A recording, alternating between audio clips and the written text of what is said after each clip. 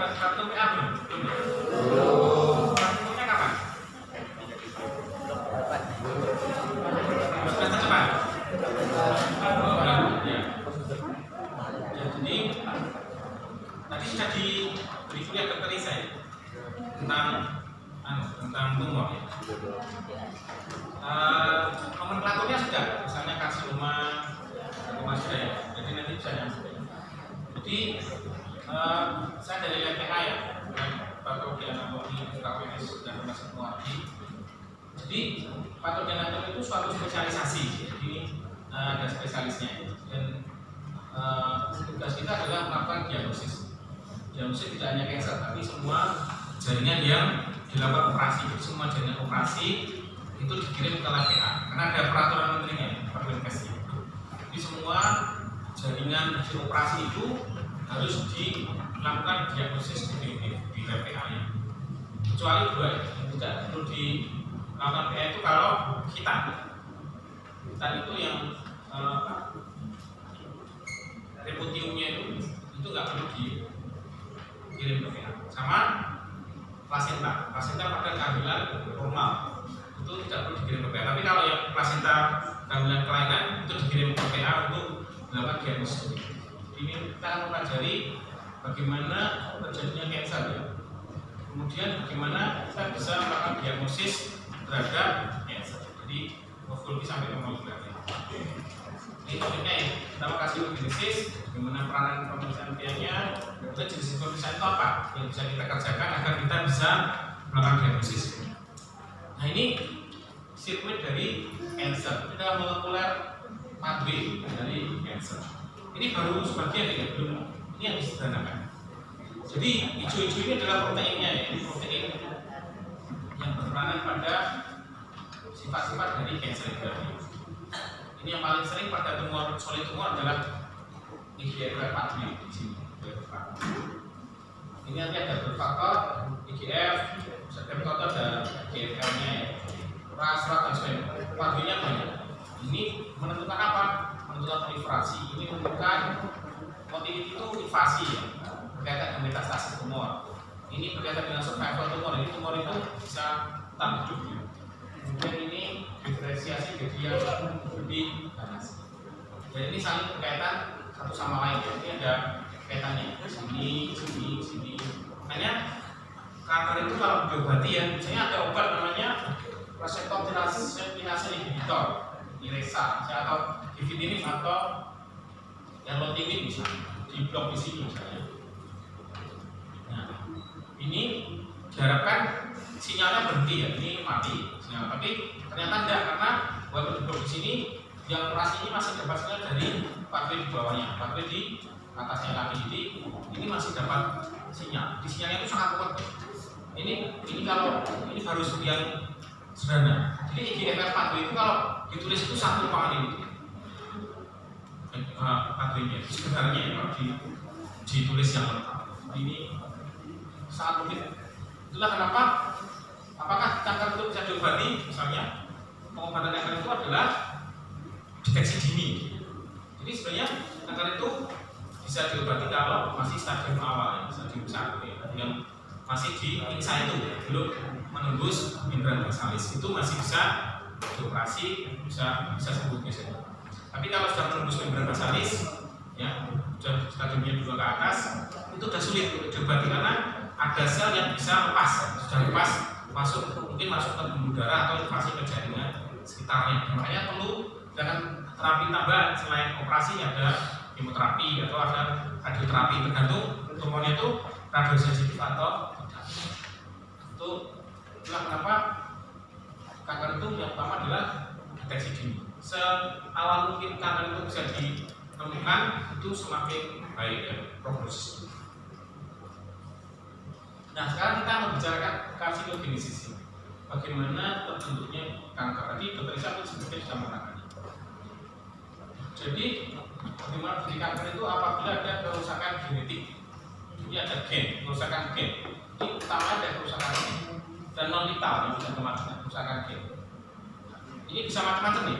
Ada karena pengaruh lingkungan, ada karena memang dari awal dari lahir sudah ada ada mewarisi gen tertentu yang mutasi. Ada yang spontan dan random.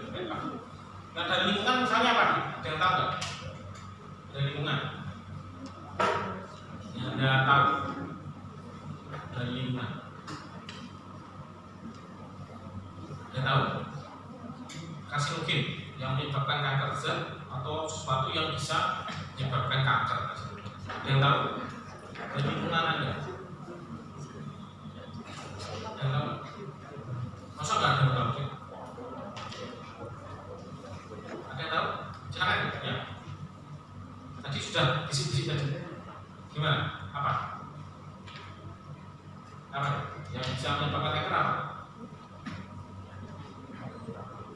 Apa? Ya. Silakan, jangan malu-malu.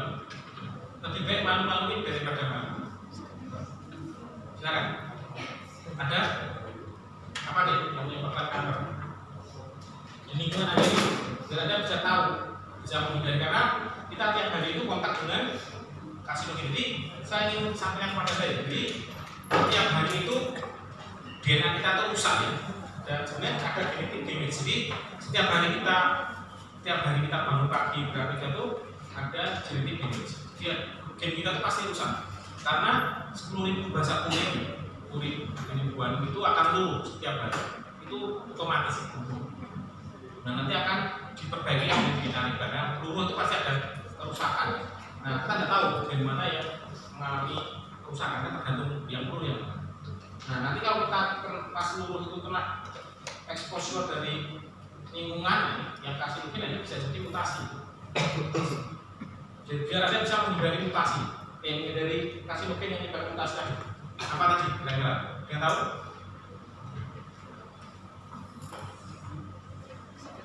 Apa? Yang tahu? Coba dengar. Nah tadi kesini naik apa? Motor. Motor mengeluarkan apa? Asap. Asap itu kira-kira isinya apa? Itu apakah cuma bahan pembakaran atau ada zat yang lain? Nah, itu asap dari motor itu salah satu karsinogen. Jadi Anda jangan menghirup terlalu dalam asap-asap kendaraan motor. Ya, jadi jangan ada yang mengobrol itu jangan malah di belakangnya. Nah, jadi kemudian yang paling gampang di dekat Anda aja, yang paling sering Anda lihat itu apa? Karsinogen yang paling biangnya karsinogen. Ya, rokok. Ya. Rokok itu biangnya karsinogen, karena di dalam rokok itu karsinogennya banyak sekali. Apa aja ada di sini. Dan rokok itu tidak hanya menyebabkan kanker paru, ya, bisa kanker kolon, mengaktifasi kanker serviks dan sebagainya. Kanker pada kandung kemih, macam-macam. Ada lagi hal lain lagi nggak? Apa? Virus ya. Virus pada wanita apa? Virus apa? Yang terkenal. Menyebabkan kanker apa? Kanker serviks ya. Virusnya apa? Apa? HPV ya. HPV punya ya. Terus ada hepatocellular carcinoma atau kanker pada liver. Itu sebabnya apa? Contohnya virus apa? Apa itu? Virus hepatitis B atau hepatitis C. Nah kemudian ada juga yang diturunkan. Jadi dari awal pada pasien yang ibunya atau neneknya mempunyai riwayat kanker payudara, itu kemungkinan ada mutasi pada gen BRCA1 atau BRCA2 ya.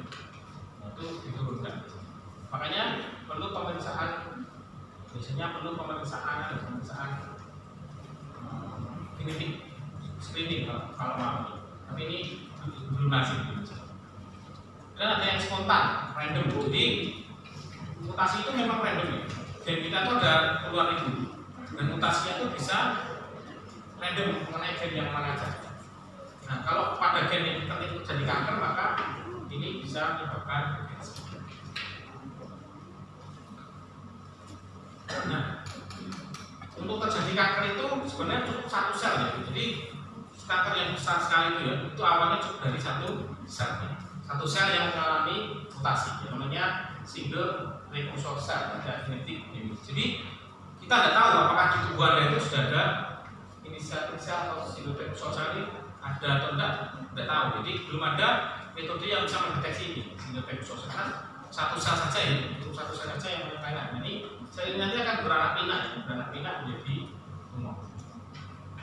Nah, nanti ada 4 kelompokan gen yang penting untuk terjadinya kanker ya, yaitu proto-oncogen, ini gen yang penting untuk proliferasi. Kemudian tumor suppressor gene, kemudian apoptosis dan gen aligagen. Ini yang penting untuk terjadinya kanker. Ini terjadi ribuan gen. Kalau terjadi mutasi pada gen-gen ini, ada kemungkinan terjadi kanker. Nah, karsinogen itu bertahap ya, jadi nggak ada ya. Misalnya ada pasien kanker payudara ya, ada gejala di payudara, ganas misalnya, sudah dikatakan ganas, terus kita tanya misalnya, ini kemarin, ini mulai kapan? Terus pasien bilang kemarin belum ada, nggak mungkin ya. Jadi nanti dikira santet gitu. Jadi kalau ada kankernya, saya santet tetangga saya ini. Kalau kemarin belum ada, tiba-tiba ada umurnya ya.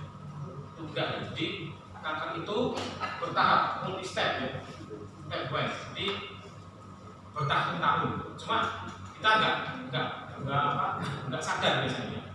Biasanya itu kalau ada kanker itu ada benjolan kecil sekali, sampai ke teraba, terus didiemin, tahu-tahu besar. Biasanya gitu. Pasien kalau tanya itu udah lama, udah 5 tahun, udah 6 tahun. Awalnya kecil, nanti lama-lama besar, lambat gitu ya. Kecil itu lama.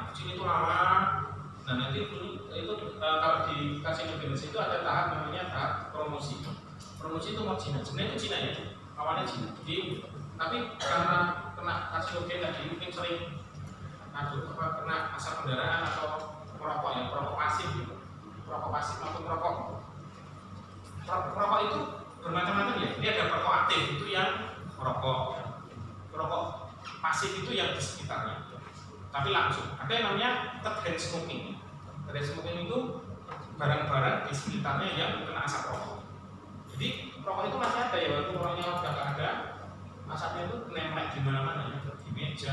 Itu bisa juga ya, namanya third hand smoking. Dia ada zat-zatnya masih. Makanya kadang-kadang itu pada pasien kanker paru itu pasiennya nggak merokok ya. Pasiennya itu nggak merokok, tapi suaminya merokok. Tapi jarang sekali kalau pas suaminya merokok itu jarang sekali ada. Misalnya nggak bareng. Tapi kalau kena kanker paru, ternyata ada kemungkinan terjadi smoking. Jadi asapnya itu jadi rumah semua.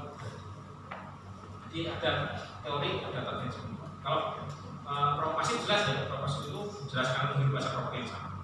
Nah itu bertahap ya, jadi bertahap. Jadi mutasinya itu bertahap, tidak langsung mutasi.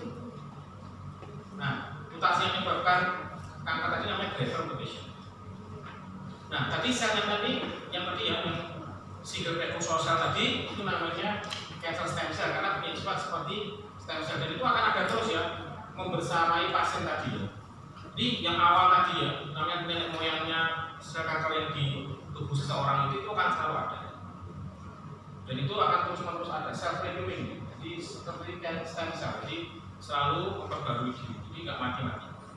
Itulah kenapa kanker itu sulit sekali disembuhkan. Jadi walaupun sudah di kemo, dioperasi, di kemo, sudah dinyatakan bersih, misalnya ya pasiennya ya, udah bersih ini misalnya udah nggak ada tumornya di reses nggak ada, tapi beberapa tahun kemudian bisa muncul lagi.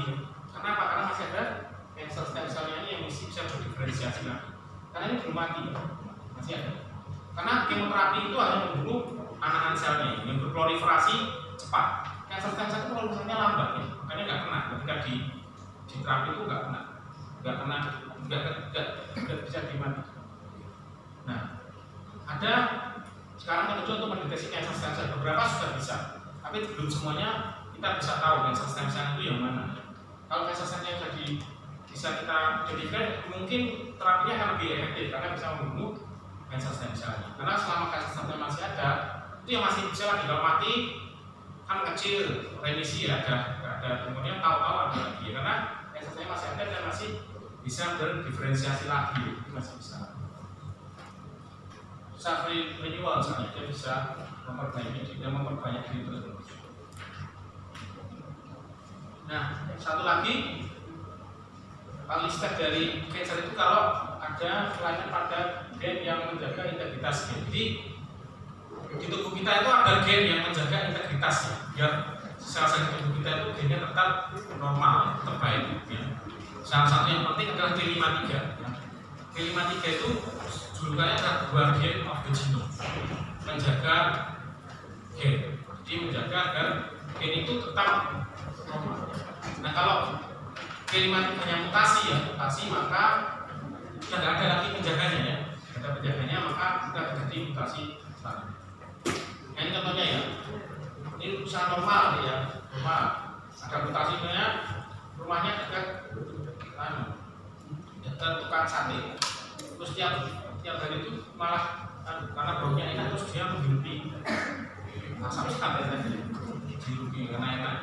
Nah ini karsinogen terus terjadi sel yang berubah menjadi sel yang punya sifat stem cell. Nah, kemudian ada mutasi lagi karena berjalannya waktu kena karsinogen macam-macam. Nah itu kena mutasi yang menjaga integritas P53-nya mutasi. Jadi hampir sebagian besar tumor itu P53-nya mutasi karena P53 itu yang menjaga integritasnya.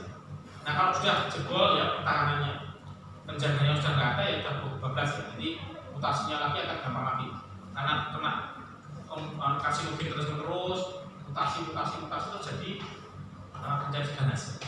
Dan mutasi itu tergantung sifatnya ya, mutasi tergantung gen yang terkena apa dan ini sifatnya berbeda. Jadi kalau kita lihat masa di payudara ya, bukan sampai payudara kita biopsi, itu kalau kita lakukan pemeriksaan molekuler itu sifatnya berbeda-beda sel-selnya ini. Ada yang proliferasi, ada yang metastasis, ada yang invasi, ada yang membuat pembuluh darah baru dan sebagainya.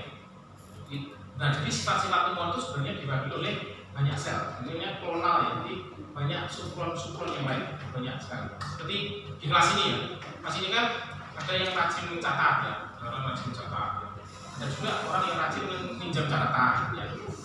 Jadi kan beda-beda ya, ada yang sering kamar mandi misalnya. Jadi bervariasi. Sifatnya bervariasi dalam satu kelas ini. Ini kita umpamakan masa tumornya ya, ini adalah sel-sel tumornya untuk bervariasi. Nah, sifat-sifat tadi juga di sini. Nah, ini sel-sel di sini itu tidak diam deh. Jadi di sini itu sangat bersaing. Jadi ada kan bersaing.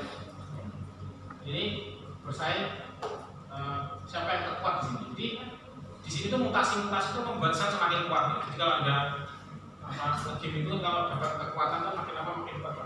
Jadi sama. Jadi kalau ada mutasi itu makin kuat akan mendominasi. Jadi sel-sel yang lemah itu akan disingkirkan.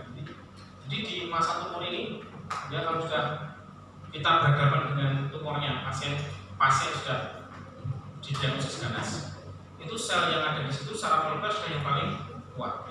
Jadi karena sudah mengalami selama perjalanan tadi sudah mengalami saingan tadi teori evolusi dari survival. Jadi yang lemah akan dihilangkan.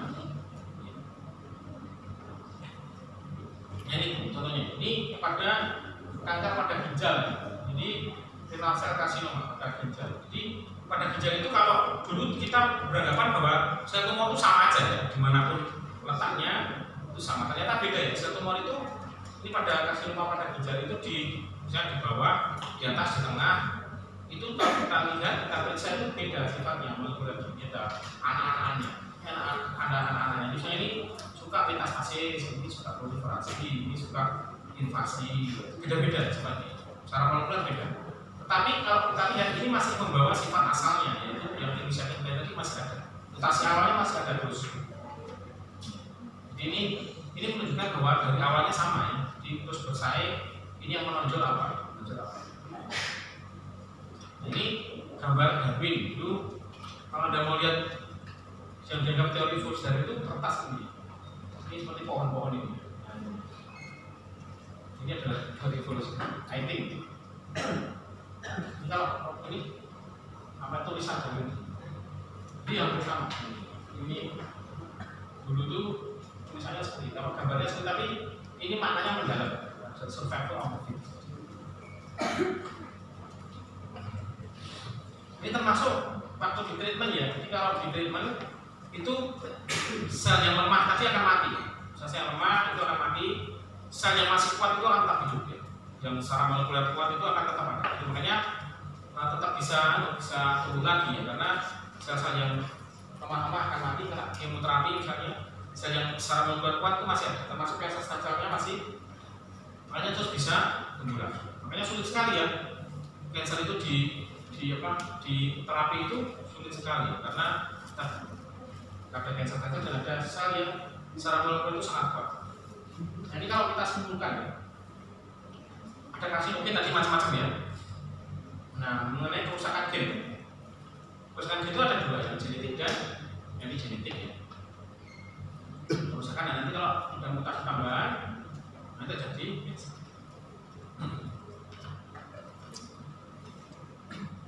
Nah, ini epigenetik ya. Epigenetik itu contohnya metilasi DNA, modifier. Ini yang kalau kita sequencing ini masih sama gennya, kan berubah. Tapi ekspresi gennya nggak ada. Dan yang nggak ada dinametilasi itu gene sequencing, gene silencing. Kalau yang modifier system itu bisa meningkatkan atau menghilangkan ekspresi gen, jadi tergantung ya.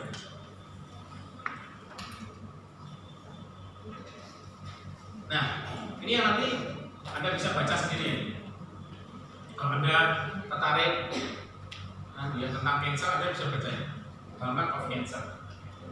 Ini tahun 2020. 12 halaman ini terkenal sekali, ini bahnya Hallmark of Cancer. Ini yang pertama kali mencetuskan Hallmark of Cancer itu Hanahan tahun 2011. Dan direvisi karena ada penambahan. Dari hasil penelitiannya, sifat kanker itu akhirnya setara perlahan kita bisa mengidentifikasi. Tujuannya apa? Kalau kita perlu belajar ini untuk menemukan treatment. Karena kita sudah tahu sifat kankernya, kita bisa menemukan. Jadi hama cancer itu kemampuan atau kesaktian. Kalau ada game itu kalau dapat senjata, dapat armor itu kan jadi lebih kuat. Nah, ini sama ya. Mutasi itu dapat kemampuan tadi, dapat senjata, dapat armor. Sehingga lama-lama dari hasil dapat berubah menjadi hasil fungsional capabilities. Nah, ini tadi ya, ada yang perlu Anda pelajari. Dulu itu hanya 6 ya, sekarang sudah banyak 6 terus di sini ini jadi lebih banyak. Jadi lebih banyak. Ini hasil penelitian. Dari hasil penelitian bisa disimpulkan bahwa sel-sel tumor tadi ya, di sini tadi itu mempunyai sifat yang berbeda-beda ya. Ada yang bisa membuat sinyal sendiri, ada yang bisa menghindari blood suppressor, ada yang menghindari sistem imun, ada yang menghindari apoptosis, ada yang bisa induksi angiogenesis, ada yang menginvasi, macam-macam. Inilah kemampuan yang dimiliki oleh sel tumor ini tadi. Kemampuannya berbeda-beda, kemudian bisa menyatu dalam satu masa tumor. Kalau sudah lengkap seperti ini ya, ini sudah sulit sekali ya. Kita untuk menyembuhkannya sulit sekali karena di terapi apapun sudah sulit karena ini sudah lengkap kemampuannya. Termasuk resisting cell death, jadi menghindari kematian sel, tidak mati. Ini kalau ada, ini bisa ada, kan diterapkan lama banget ya, ini bisa dari 3 malam. Nah, ini contoh ya, ini tumor yang lebih besar daripada orangnya. Ini tumornya dari sini. Ini proliferasi yang tak terbatas. Makanya sel tumor itu mempunyai sifat proliferasinya tidak terbatas. Kalau dibiarkan dan diterapi bisa sebesar ini. Ini lebih besar dari orangnya. Nah, ini invasi. Ini tumor semua nih. Ini tulang sudah berubah jadi sel tumor. Diinvasi oleh sel tumor. Ini osteosarkom. Ini gambaran bentuknya sampai.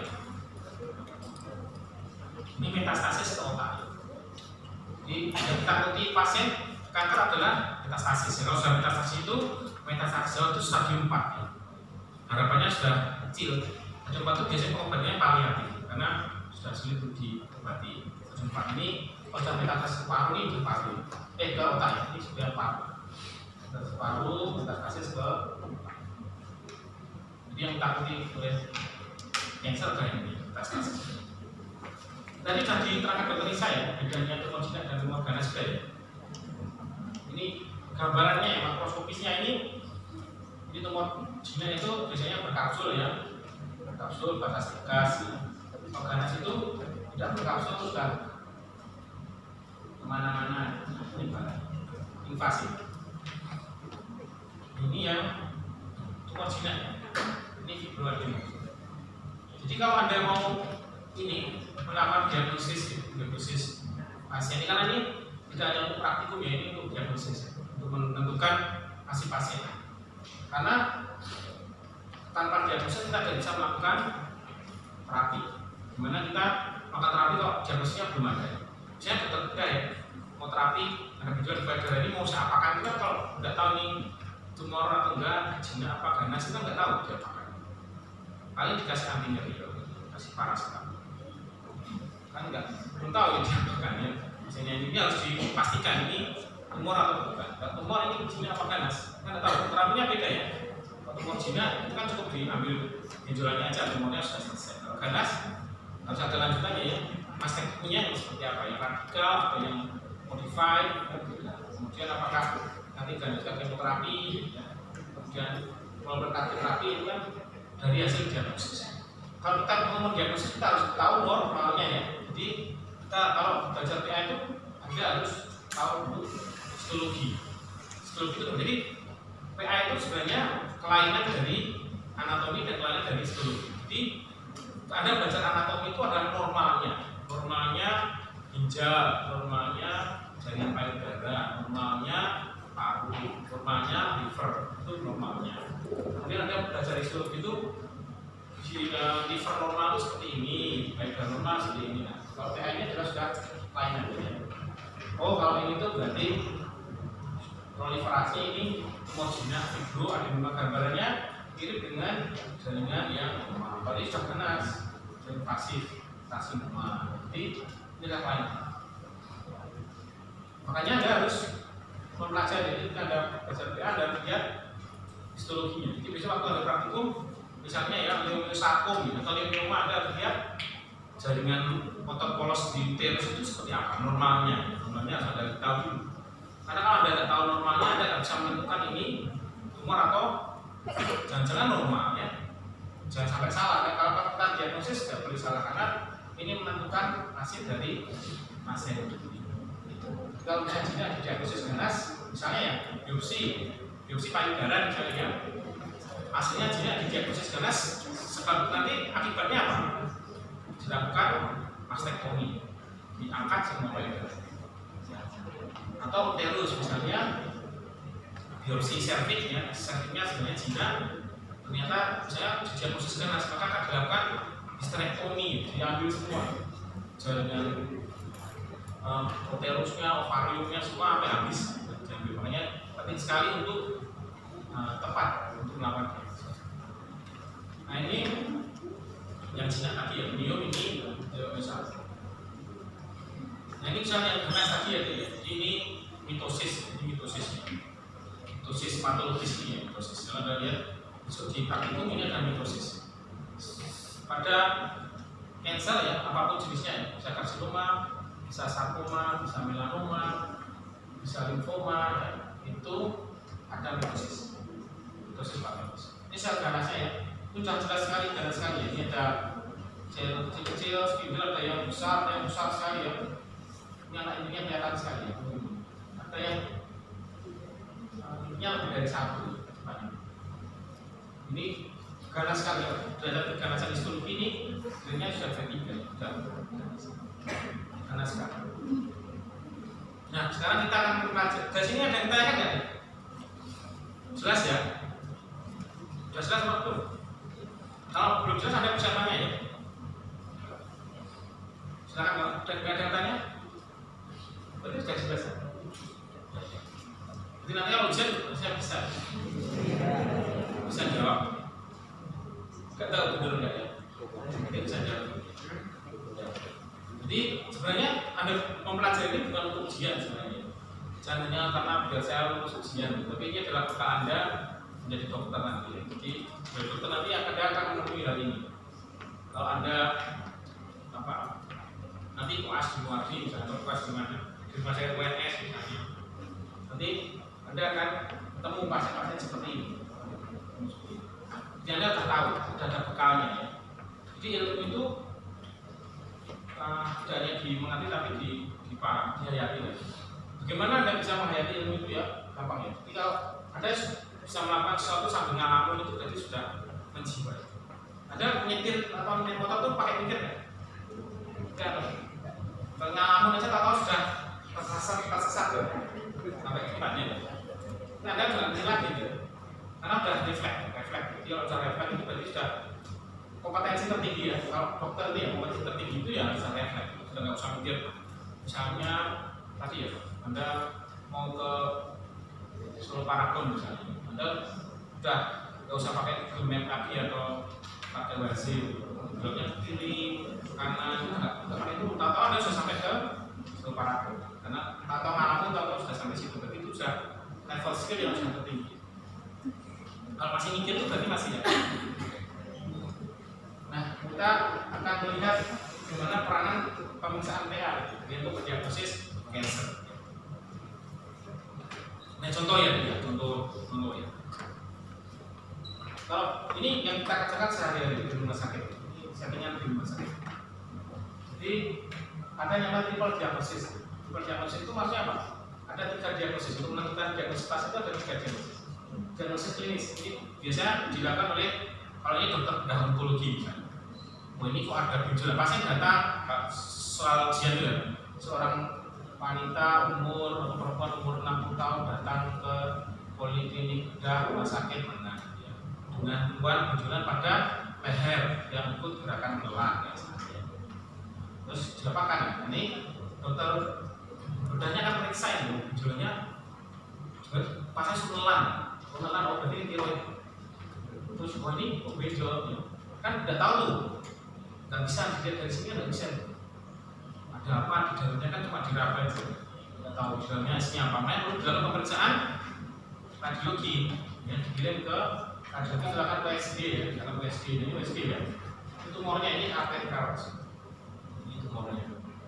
Tumornya ini kok berdasarkan pemeriksaan ini tiroid ya, misalnya pilar 5. Pilar 5 itu suspicious for malignancy.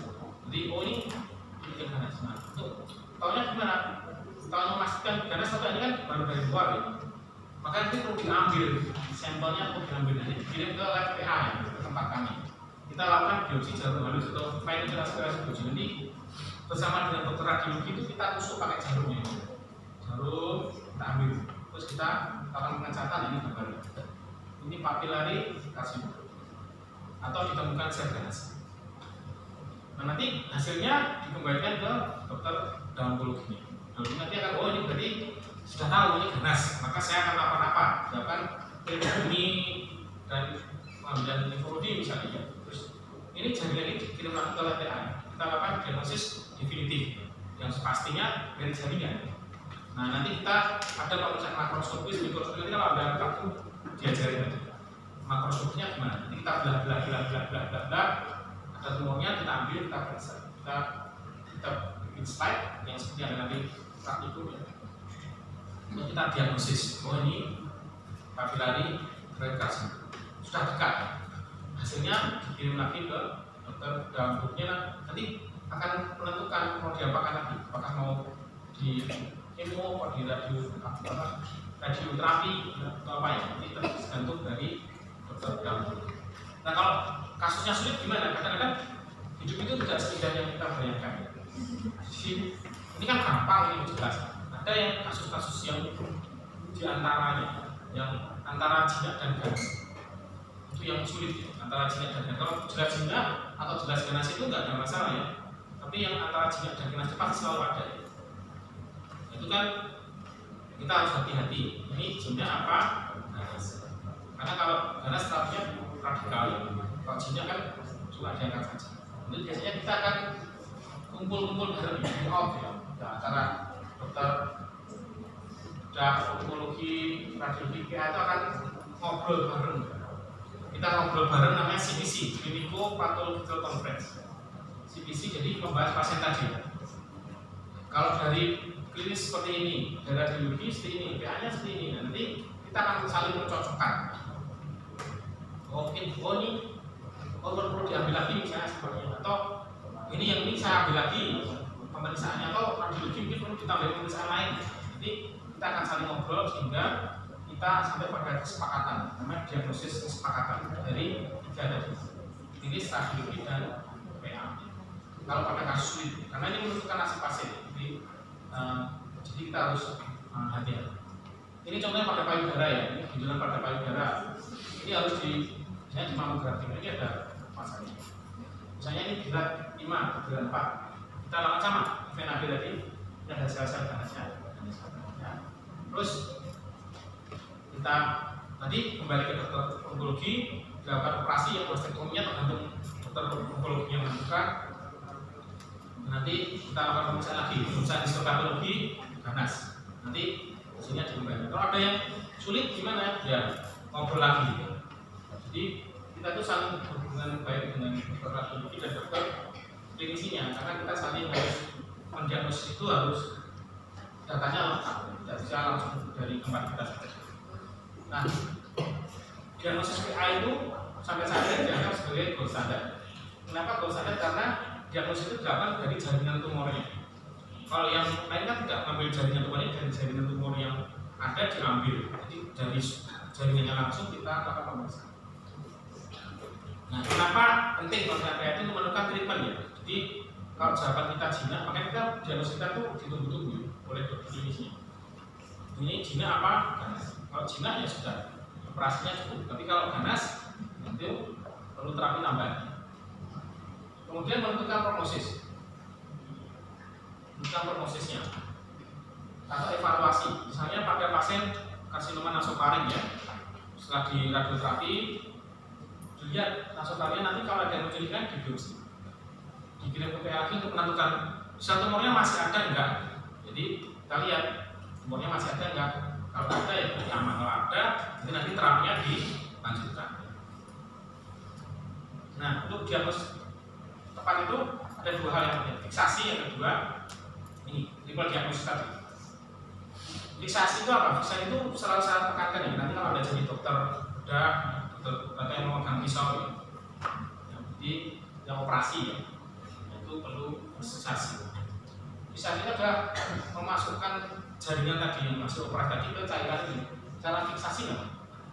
Ini harus segera dalam 30 menit itu harus dimasukkan. Karena apa? Karena kalau dimasukkan cairan ini itu akan terawetkan, strukturnya akan terawetkan, DNA-nya terawetkan, proteinnya terawetkan. Jadi kita untuk pemeriksaan itu bisa semuanya kita bisa periksa. Kalau enggak nanti rusak ya. Jadi kalau lupa jaringannya akan membusuk ya. Jadi jaringan itu kalau lupa difiksasi busuk ya. Atau fiksasinya salah itu nanti hasilnya jelek, busuk. Kalau udah busuk nggak bisa diapa-apakan ya. Misalnya jaringan dari otak diambil, hasil otak biopsi terus lupa difiksasi, itu sudah nggak bisa diapa-apakan jaringan kalau sudah busuk ya. Kita nggak bisa mendiagnosis. Makanya perlu fiksasi. Nanti kalau ada jadi dokter ingat-ingat ya, fiksasi. Ini penting. Ini menentukan nasib pasien selanjutnya. Ini kita nggak bisa melakukan pemeriksaan kalau fiksasinya tidak betul. Nah, ini contoh fiksasi tadi ya. Histokimia reseptor. Ini pemeriksaan imunohistokimia namanya ya. Pemeriksaan molekuler untuk mendeteksi protein di jaringan payudara, di jaringan kanker payudara. Ini yang estrogen reseptor, progesteron reseptor ini kalau langsung difiksasi tadi 30 menit. Ini 4 jam, 8 jam ini besoknya ini udah habis ya. Ekspresinya udah nggak berkurang. Padahal ini untuk apa coba? Ini untuk menentukan terapi. Ini pasien yang positif PR atau PR-nya itu bisa dapat terapi anti hormonnya. Nah kalau gara-gara lupa fiksasi terus fiksasi ekspresinya nggak ada, pasien jadinya tidak dapat terapi. Jadi kasihan pasien. Nah ini fiksasi itu bisa. Sampai sini yang ditanyakan? Jelas ya? Nggak ada? Nggak usah malu-malu ya? Ada nggak? Nggak ada. Selanjutnya ya, ini terakhir ya. Pemeriksaan PA. Pemeriksaan PA itu ada beberapa macam. Ada beberapa macam pemeriksaan PA ini. Nanti biar Anda tahu gambarannya. Jika ada Jadi dokter itu periksa apa aja ya, untuk menegakkan diagnosis. Jadi dilakukan penegakan diagnosis. Pertama sitologi. Sitologi itu sel. Yang diperiksa itu selnya. Ada beberapa macam. Misalnya pap smear. Anda pernah dengar pap smear belum? Ada yang baru aja kan ya? Ada yang pap smear apa? Anda pernah dengar pap smear itu apa? Smear pap. Apa? Pap apa? Anda pernah pap smear? Masa udah ada yang pernah pap smear?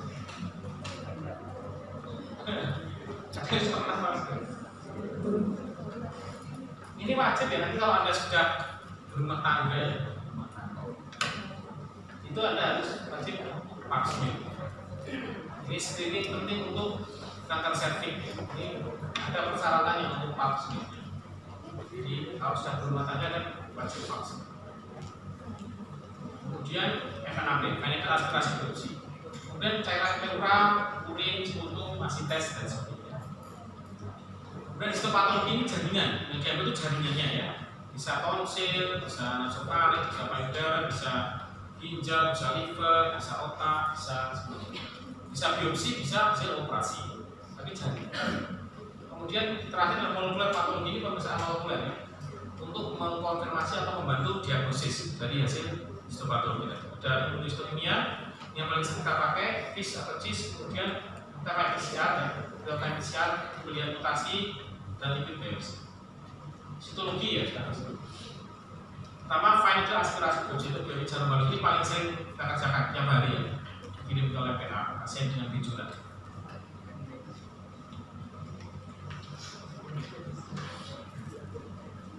Nah ini pemeriksaan awal. Jadi ini untuk menentukan apakah benjolan tadi itu tumor atau bukan. Kan setiap benjolan belum tentu tumor ya, bisa jadi radang ya. Jadi kalau ada pasien dengan benjolan di payudara misalnya, itu belum tentu tumor, belum tentu ganas. Ya. Bisa jadi radang juga bisa. Ya. Atau benjolan di limfonodi ya. Yang sering juga limfonodi ya, limfonodi membesar ya. Itu belum tentu limfoma ya.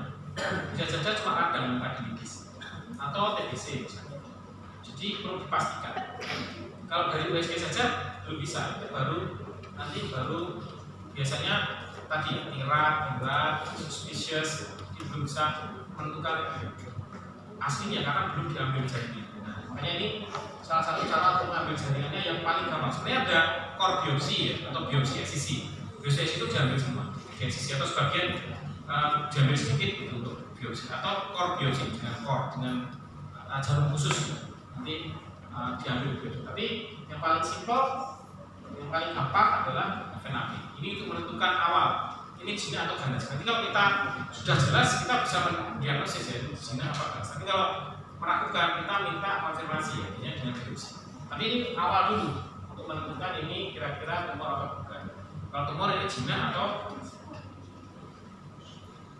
nah, ini minimal invasif, tidak terlalu invasif, tidak mahal, dan ini bisa cepat. Dan ini bisa dipakai jaringan apa aja. Jadi yang bisa di FNAB itu tidak yang kelihatan benjol di luar, yang di dalam juga bisa. Dan liver bisa, paru ya, ginjal, tulang belakang bisa. Bisa dilakukan liver, bisa dilakukan FNAB. Ini alatnya ya. Jadi ini kami namanya pistol ini untuk menyedot ini ada cairan ini dipasang sini nanti untuk menyedot. Ini slide-nya untuk hasilnya jarumnya ya, jarumnya ini alkoholnya ini fiksasi kalau dulu. Nah ini jarumnya itu namanya fine itu kecil, jadi ukurannya 24 sampai 27 G kecil. Jadi kecil dan tidak pakai anestesi biasanya. Karena jarumnya kecil, kalau anestesi lebih biasanya kalau perlu ya pakai anestesi semprot aja, tapi nggak terlalu ngaruh ya. Apakah sakit ya. Sebenarnya kita bilang ini seperti digigit semut merah, jadi semut yang besar. Jadi ini jarumnya kecil. Nah biasanya kita pakai VD USG ya. Kalau misalnya pada lesi-lesi yang kecil ya atau tiroid yang solid itu kita pakai PD USG. Jadi bareng dengan radioterapi UV-nya nanti di USG lagi. Saya ini di payudara. Saya ada masa di payudara ini. Ini kan nggak kelihatan jarumnya. Di mana? Kita USG nanti jarumnya dimasukkan, nanti akan kena kelihatan jarum itu masuk ke dalam masa ini. Kelihatan pas diambil di pas. Oke, PD USG. Jadi biar pas. Ini yang tiroid tadi ya, ini yang blind. Ini yang kami tadi. Ini tiroidnya ditusuk ini. Kita sebut. Yang disebut ini bukan darahnya, betul ada darahnya. Tapi yang kita lihat itu adalah selnya, sel yang ada di sini. Kita sebut. Jadi ini yang blind. Biasanya blind itu kalau homogin itu misalnya istik semua atau padat semua. Kalau misalnya istik dan padat kita pakai pandalis. Ini yang tanpa kami namun jarum. Misalnya kalau benjolannya kecil itu kalau pakai ini sedikit ya. Ini pakainya jarum aja, jadi ditusuk-tusuk. Nanti selnya akan masuk di sini, masuk di jarum. Nah, kemudian kita lakukan pengecatan. Nah, lakukan pengecatan ini tadi. Ini hasilnya. Nah, gambarnya seperti ini tadi. Jadi dari hasil penusuk-nusukan tadi, kita dapat ini lesi hidrokistik. Ini selnya masih baik-baik saja ya, kelompok padat. Ini sel-sel neoepithel menandakan ini masih jinak. Ini selnya berkelompok. Kemudian ini yang fibroadenoma atau FAM, kita lihat FAM. Ini sel neoepithelnya. Ini yang ganas ya, selnya pleomorfis sekali.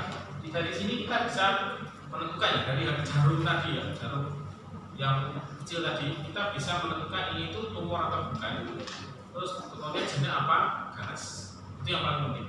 Nanti setelah itu baru dilakukan terapi oleh dokter dan yang mau diapakan. Kalau ganas kan terapinya beda dengan. Nah kemudian pap smear tadi ya, pap smear ini ada konvensional liquid base. Ini hanya untuk wanita ya, jadi laki-laki nggak usah iri. Khusus pemeriksaan khusus wanita, laki-laki nggak usah. Ini nah sepertinya ini diambil di porsio ya, porsionya nanti ini pakai spatula, itu spatula air. Sekarang pakai brush bisa disikat, putar-putar itu nanti selnya akan bobrok di sini. Sel-sel di sini itu dibobrok di sikatnya itu, dan sikatnya harus dimasukkan ke cairan fiksasi. Yang kerjakan biasanya ini dokter objek, dokter umum atau tidak. Nah ini yang baru dipakai ya. Ini dimasukkan nanti diputar-putar itu biar selnya template. Sama setelah ini nanti sebagian dioles di sini ya, dioles di atau dicemplungkan di sini ya. Semuanya itu nanti akan disentrifuse ya. Sentrifuse sebagian akan diambil ditaruh di sini untuk pemeriksaan pap smear, sebagian dilakukan untuk genotyping HPV. Jadi kanker cervix itu sebabnya salah satu yang paling penting adalah infeksi HPV. Makanya kalau dicek ada HPV-nya tidak di cervixnya tadi pasien tadi. Ini dari pap smear-nya, nanti gambarannya seperti apa, nanti plus HPV-nya ada enggak. Nanti ada HPV-nya mesti HPV yang high risk apa yang low risk. Kalau high risk berarti perlu waspada karena sudah ada penyebab cancer. Jadi walaupun ini pap smear-nya radang atau normal, tapi kalau HPV-nya positif, ini perlu waspada karena sudah ada HPV-nya yang high risk yang bisa menyebabkan kanker. Nah ini rutin yang harus rutin dikerjakan pada wanita yang sudah berumah tangga atau yang sudah pernah melakukan hubungan. Jadi itu rutin. Biasanya kalau normal itu bisa diulang 2 tahun atau 3 tahun, atau 3 tahun bisa diulang. Tapi rutin biasanya pas untuk tadi deteksi dini terjadinya kanker cervix. Ini sudah lumayan ya. Di Solo tuh banyak sekali sekarang yang pap smear, terus setelah ketahuan dilakukan biopsi atau pengambilan jaringan tadi cervix yang dicurigai itu ketemu displasia sedang itu baru tahap awal. Tahap awal kanker cervix untuk diperiksa. Kalau tidak, itu kalau dibiarkan bisa jadi kanker cervix. Makanya sekarang sudah mulai sadarnya sudah mulai meningkat. Kita bisa menemukan kanker pada stadium yang awal. Jadi beda ya. Jadi kalau di negara maju itu Akar payudara itu biasanya ditemukan pada stadium yang awal, lesnya masih kecil, masih misalnya gambarnya masih atipikal ductal hyperplasia misalnya, atau ductal carcinoma in situ ya belum berhasil. Kalau di tempat kita tuh sudah besar sekali tumornya, sudah nggak usah, sebenarnya tinggal pemeriksaan itu tinggal mengkonfirmasi saja ini kan, karena secara klinis itu sudah berhasil. Jadi kadang-kadang sudah ada yang keruak ya, ada tahu keruak, ada ulkusnya sampai darahnya, sudah ada darahnya, sudah ditutupi kasa ya, karena ada darah-darah di mana-mana ya. Itu karena terlambat ya. Saya artinya perlu penyadaran pada pasien. Kalau seawal mungkin masih bisa disembuhkan. Nah, nanti menjawabnya kita pakai beta sistem. Nanti gambarnya seperti ini ya, Pak Spe itu ya, udah lihat ya, Pak Spe itu hasilnya nanti seperti ini di pemeriksaan nanti ada. Pak Spe itu ada nanti praktikum ada Pak Spe. Nah ini tapi yang normal, ini yang dispasialnya, ini yang dispasialkan dia sudah kasih masalah stop sekutum itu pada kanker paru biasanya ya, pasien diminta untuk mengeluarkan sekutum. Jadi karena ada kemungkinan sel tumornya itu terlepas ikut sekutumnya. Ini kita cari yang pokoknya yang darah. Kalau sekutum ada darahnya itu yang dicari yang ada darahnya, itu ada kemungkinan asal. Ini cara. Ini gambarnya seperti ini. Dari hasil sekutum itu kita bisa mendiagnosis ini karsinoma sel squamosa, ini adenokarsinoma. Karena terapinya berbeda ya. Paru, kenapa kita susah-susah membedakan ini karsinoma sel squamosa ini? Karena terapinya beda. Karena terapinya beda, kita harus mendiagnosis dengan tepat. Ini nanti pas panjang kali ini nanti bisa mutasi EGFR dulu ya. Misalnya EGFR bisa EGFR negatif, bisa PD1, ALK dan sebagainya. Nah kemudian dokter paru yang mencantumkan ini ada namanya bronchial brushing dan bronchial brushing.